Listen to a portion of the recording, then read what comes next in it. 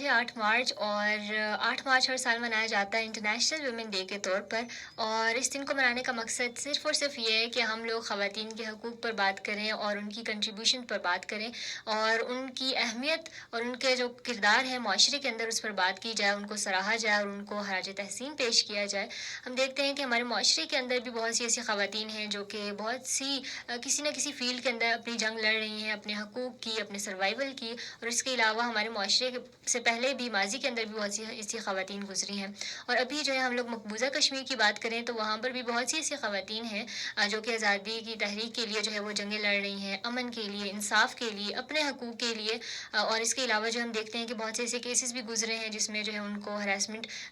کی بھی بہت سی ایسے کیسز جو ہے وہ گزرے ہیں۔ سو کہیں نہ خواتین کو دبایا جاتا ہے اور ان کے جو رائٹس ہیں ان کو وائلیٹ کیا جاتا ہے۔ سو اس ویمن ڈے پر جو ہے ہمیں عہد کرنا چاہیے کہ ہم لوگ جو ہے ان تمام تر خواتین کی آواز بنیں اور عالمی برادری سے مطالبہ کریں کہ جہاں جہاں بھی خواتین کی حقوق کی وائلیشنز ہو رہی ہیں وہ کوئی نہ کوئی جو ہے نا ایکشن لیں، اور اس حوالے سے ضرور ایک اسٹرانگ جو ہے ایکشن لیں، تاکہ جو ہے جو بھی خواتین ہیں جو کہ کسی بھی حوالے سے جو ہے وہ جنگ لڑ رہی ہیں، سو ان کی مدد کی جا سکے، ان کی سپورٹ کی جا سکے اور ان کا جو ہے نا آواز بنا جا سکے۔